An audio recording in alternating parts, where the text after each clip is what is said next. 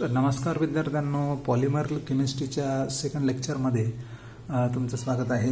मागच्या लेक्चरमध्ये आपण पाहिलं की that is the polymer chemistry means what. पॉलिमरचे एक्झाम्पल्स आपण पाहिले आणि आता त्याचे क्लासिफिकेशनसुद्धा आपण स्टार्ट केलं होतं, ज्याच्यात आपण पाहिलं होतं की classification on the basis of the source and origin. तर आता द सेकंड टाईप जो आपण पाहणार आहे याच्यामध्ये that is the classification of the molecules on the basis of their structure. कोणत्या प्रकारचे स्ट्रक्चर आणि कसे प्रकारचे पॉलिमर असू शकतात, त्यांचे बेसिस स्ट्रक्चर वेगवेगळे असेल. तर जसं आपण ओरिजिनचं पाहिलं की निसर्गातून मिळणारे वेगळे, मानवाने तयार केलेले वेगळे. So here the structure classification is also one of the part for the classification of the various types of polymer. तर ह्याच्यामध्ये हे एक सोपी पद्धत आहे क्लासिफिकेशनची. मेनली याच्यात 3 पार्ट पडत असतात. द लिनियर पॉलिमर,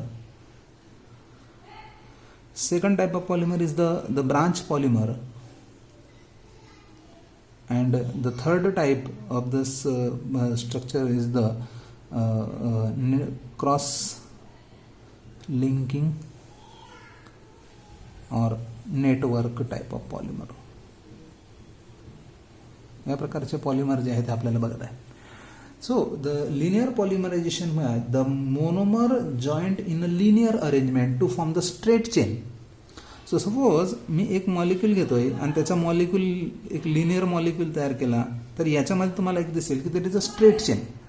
याच्यामध्ये हा एक मोनोमर जो आहे, हा एक मोनोमर दुसऱ्या मोनोमरला या साईडने अटॅच होत आहे आणि तोच मोनोमर दुसऱ्या एका मोनोमरला या साईडने अटॅच होत आहे. म्हणजे एक मोनोमर एका वेळेस 2 साईडने अटॅच होतोय. म्हणजे ह्या प्रकारचे जे पॉलिमरायझेशन होतं याच्यामध्ये एक स्ट्रेट चेन मॉलिक्यूल तुम्हाला मिळतोय.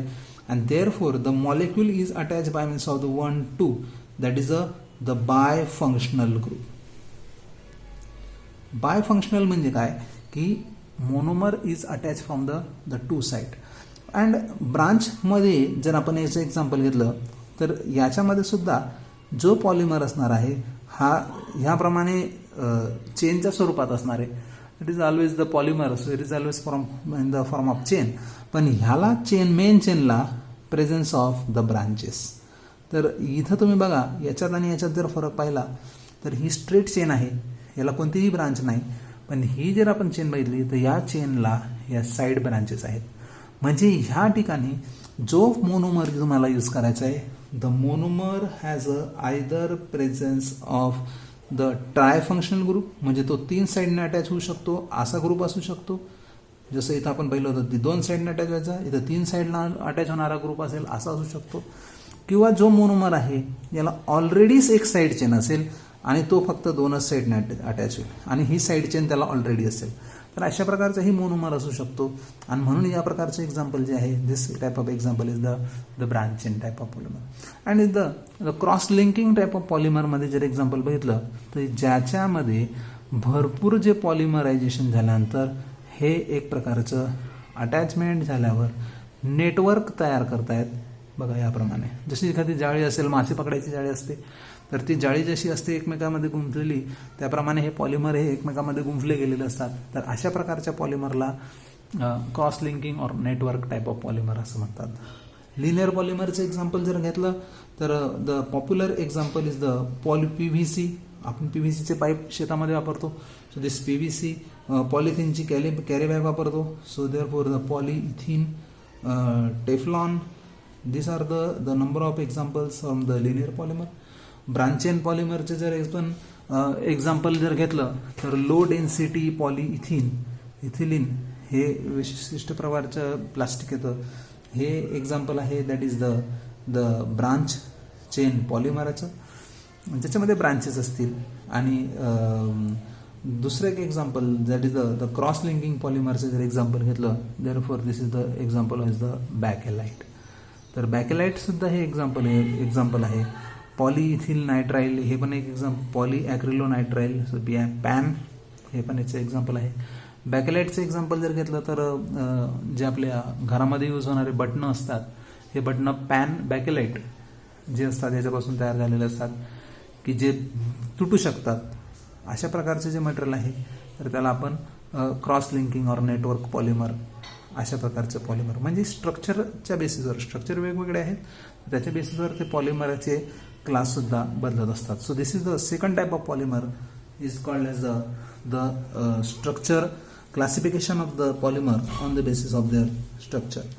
ना तिसरा प्रकार जो आपण आता बघणार आहे, that is the third type is the mode of polymerization process.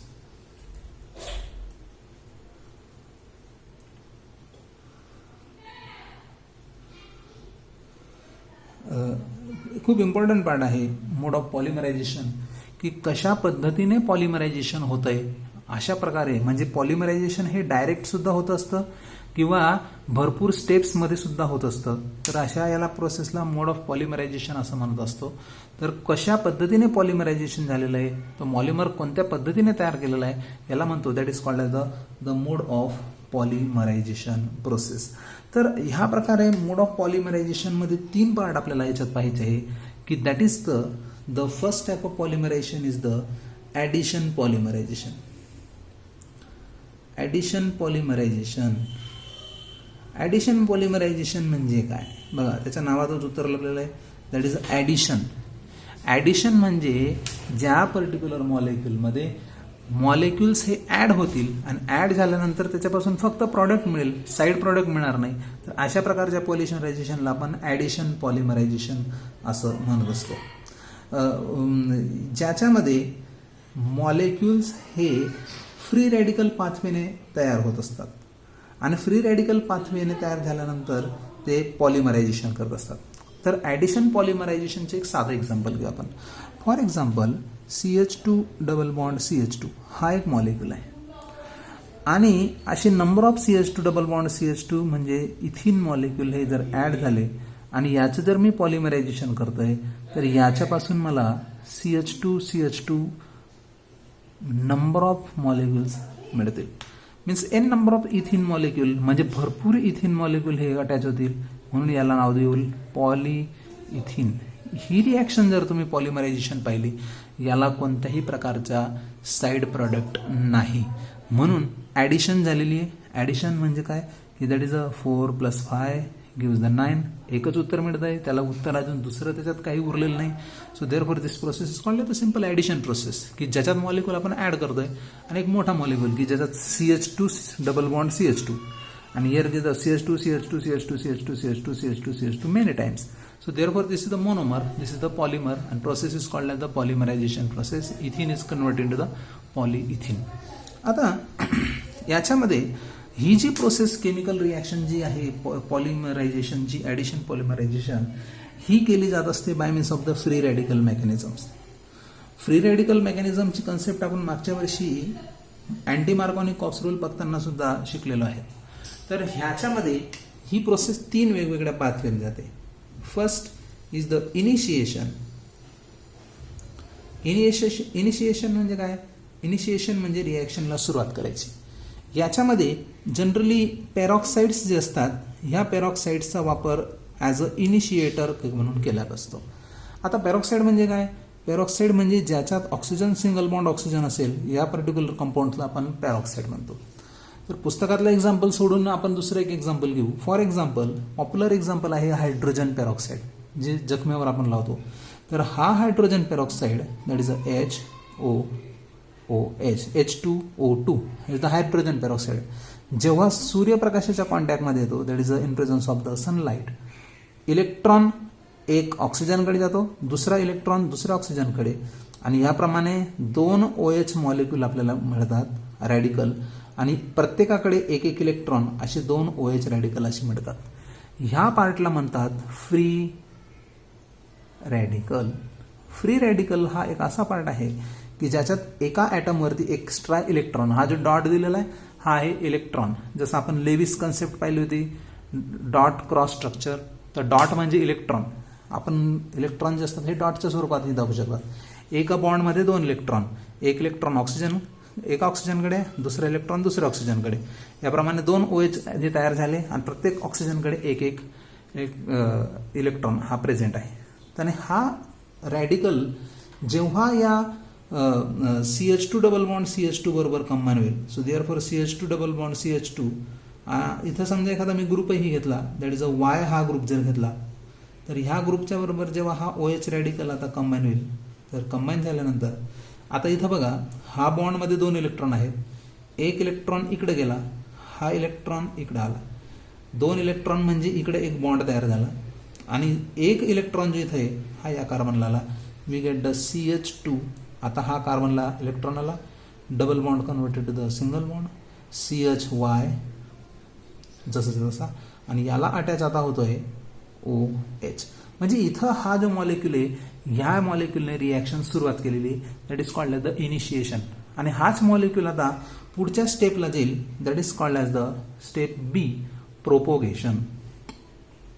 Propagation म्हणजे ही रिॲक्शन एक द फास्ट स्टेप, या सर्वांमध्ये जी फास्ट स्टेप आहे की जी एकदम चटकन होत असते, तर ह्या पर्टिक्युलर फास्ट स्टेप आणि हाय मॉलिक्युलर मास तयार करणारे जी स्टेप्स आहे, तर याच्यामध्ये समजा दुसरा CH2 डबल बॉन्ड CH2 जेव्हा रिॲक्ट होईल, so suppose CH2 double bond CH2 हा दुसरा मॉलिक्यूल, आता पहिला मॉलिक्यूल आपण घेतला, हा दुसरा CH2 double bond CHY molecule मी घेतोय. तीच स्टेप, हा कार्बनकडे एक इलेक्ट्रॉन, हा कार्बनकडे एक इलेक्ट्रॉन आणि हा इलेक्ट्रॉन दुसऱ्या कार्बनकडे. तर आता काय होईल, या CH2 ला एक रॅडिकल, हा बॉन्ड इथं, इकडं CHY, या CHY ला आला CH2, या CH2 ला आहे CH2 CHY आणि इकडं आला OH. म्हणजे इथं तुम्हाला फरक दिसतोय, प्रत्येक वेळेस CH2Y CH2Y असे भरपूर CH2Y, म्हणजे अशी ही reaction number of CH2 double bond CHY बरोबर जर ऍड करत गेलो तर आपल्याला मिळेल CH2 CHY N number of, आणि त्याला अटॅच असेल शेवटी OH, आणि या शेवटी इथं असेल CH2 रॅडिकल. म्हणजे ह्याप्रमाणे अशी मोठे मोठे युनिट जे असतात हे परत आपल्याला या ठिकाणी बघायला मिळतात. So therefore in this way this reaction is get carried out and there is a formation of this group. And last step is the termination step. म्हणजे मॉलिक्यूलची रिॲक्शन करायला सुरुवात केल्यानंतर त्याला प्रोपोगेट केलं, तिला पुढे केली, मोठे मॉलिक्यूल मिळाले. आता हे असे मॉलिक्यूल जर 2 कंबाईन झाले, तर 2 मॉलिक्यूल असे कंबाईन झाल्यानंतर आपल्याला मिळेल बघा OH, त्याला लागला आहे CHY CH2 N number of, भरपूर मॉलिक्यूल, त्याला अटॅच आहे CH2, त्याला परत दुसरा अटॅच होईल CH2, परत त्याला तेच unit, that is a CHY CH2 N times OH. आणि ह्या पद्धतीने ही रिॲक्शन कंप्लीट होईल आणि आपल्याला बघायला मिळेल there is a many molecules are combined together and formation of long chain, की ज्याच्यामध्ये एक मोठा मॉलिक्यूल मिळाला. फक्त ह्या रिॲक्शनमध्ये साईड प्रॉडक्ट नाही, म्हणजे ह्याला म्हणतात that is the addition type of reaction process. तर अशा पद्धतीने ही पहिली प्रोसेस आपण बघितली, that is the mode of पॉलिमरायझेशनमध्ये addition polymerization. Second type of polymerization आता याच्यात जो आपल्याला पाहायचा आहे, that is the mode of polymerization प्रोसेसमध्ये this second type of polymerization process is the condensation polymerization. So second one is the condensation polymerization. Condensation polymerization ही एक अशी प्रोसेस आहे की ज्या प्रोसेसमध्ये लॉस होईल, बाहेर पडेल. मागच्या रिॲक्शनमध्ये ऍड झाले, आता या रिॲक्शनमध्ये प्रॉडक्ट तर मिळेल, पण प्रॉडक्ट मिळताना त्याच्यातनं काहीतरी बाहेर पडेल. म्हणून इथं लॉस ऑफ काय बाहेर पडेल, H2O पडेल, अल्कोहोल पडू शकतो, अमोनिया पडू शकतो, हायड्रोजन क्लोराईड बाहेर पडू शकतो. म्हणजे छोटे मॉलिक्यूल हे बाहेर पडतात रिॲक्शन होताना. म्हणून ह्या प्रकारच्या रिॲक्शनला कंडेन्सेशन पॉलिमरायझेशन असं म्हणत असतो, की ज्या पर्टिक्युलर रिॲक्शनमध्ये छोटे छोटे मॉलिक्यूल हे बाहेर पडतात.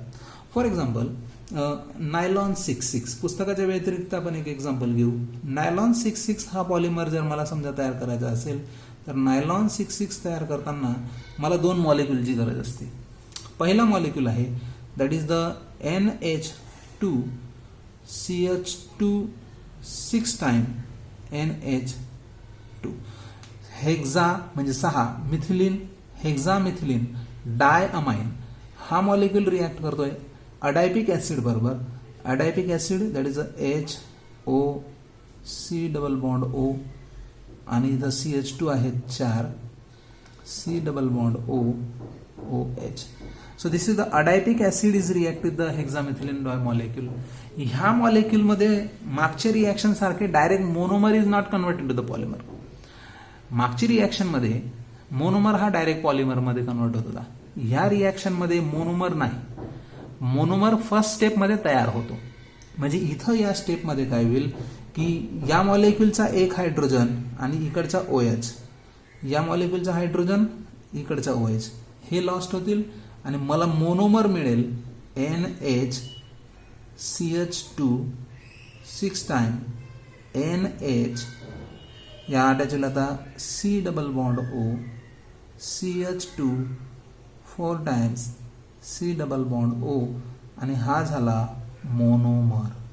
म्हणजे ह्या पर्टिक्युलर याच्यामध्ये मॉलिक्युल्स जे असतात यांच्या पहिल्या स्टेपमध्ये मोनोमरमध्ये तयार होतं रूपांतर आणि monomer is then now undergoes the formation of polymer आणि पॉलिमर झाल्यानंतर याच्यामध्ये ही सेकंड स्टेप म्हणजे first step, this is the first step and this is the second step. म्हणून ही जी रिॲक्शन असते ही स्टेप बाय स्टेप होत असते. म्हणून याला स्टेप ग्रोथ पॉलिमरायझेशन असं सुद्धा म्हणतात की ज्या रिॲक्शनमध्ये मॉलिक्युल्समध्ये मोनोमर हा डायरेक्टली अवेलेबल नसून एक स्टेप्समधून तो तयार होतो आणि मग पॉलिमरायझेशन होतं. म्हणून स्टेप ग्रोथ पॉलिमरायझेशन प्रोसेस. आणि ही स्टेप ग्रोथ पॉलिमरायझेशन झाल्यानंतर मला मिळतो that is a NHCH2 6 time NH, C double bond O, CH2 4 times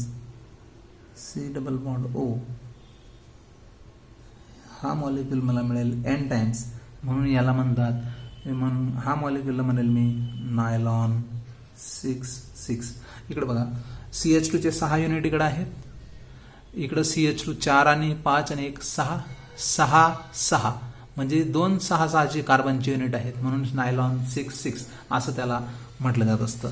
तर ह्या प्रकारच्या पॉलिमरायझेशनला स्टेप ग्रोथ पॉलिमरायझेशन म्हणतात की ज्याच्यात मोनोमर डायरेक्टली नसून पहिल्या स्टेपमध्ये मोनोमर, दुसऱ्या स्टेपमध्ये पॉलिमर, म्हणून याला स्टेप ग्रोथ पॉलिमरायझेशन असं म्हणत असतात. And the last polymerization is the ring opening polymerization process. तर तिसरी जी प्रोसेस आहे that is a ring opening. नावातच आहे उत्तर की ज्याच्यामध्ये मॉलिक्यूल हा तयार होईल रिंग पॉलिमरायझेशन प्रोसेसमध्ये, ज्याच्यात रिंग ओपनिंग होईल. याचे एक्झाम्पल आहे इप्सिलॉन कॅप्रोलॅक्टम. तर इप्सिलॉन कॅप्रोलॅक्टम हा मॉलिक्यूल जर आपण पाहिला तर इप्सिलॉन कॅप्रोलॅक्टम मध्ये हा मॉलिक्यूल आहे दॅट इज याच्यामध्ये जे मॉलिक्यूल असतात जनरली सायक्लिक कंपाऊंड असतात. सायक्लिक कंपाऊंड ज्याच्यात असतो cyclic lactam that is NC double bond O NH, याला लॅक्टम म्हणतात. त्याच्यानंतर रिंगला C डबल बॉन्ड O असेल आणि इथं ऑक्सिजन असेल, याला लॅक्टोन म्हणतात. लॅक्टम किंवा सायक्लिक इथर की रिंगमध्ये ऑक्सिजन असेल तर याप्रमाणे लॅक्टम, लॅक्टोन आणि सायक्लिक इथर असे हे मॉलिक्यूल तुम्हाला या प्रकारचे पॉलिमरायझेशन म्हणतात. रिंग ओपन होईल, ह्या मॉलिक्यूलमध्ये बॉन्ड ब्रेक होईल आणि ब्रेक झाल्यानंतर we get the formation of NH, CH2 5 times 5 वेळेस CH2 आणि C डबल बॉन्ड O. हा मॉलिक्यूल मिळेल आणि हा मोनोमरचं मग होईल पॉलिमरायझेशन आणि मला मिळेल नायलॉन 6 युनिट आहेत, 5 कार्बन आणि 1 6, म्हणून याच्यापासून जो मिळणारा युनिट आहे नायलॉन 6 की ज्याच्यात रिंग ओपनिंग होते, म्हणून याला रिंग ओपनिंग पॉलिमरायझेशन असं म्हणतात. ठीक आहे. सो विद्यार्थ्यांना आपण पुढच्या लेक्चरमध्ये नवीन mode of polymerization new classification process of polymerization पाहू. तोपर्यंत थँक्यू. Good day.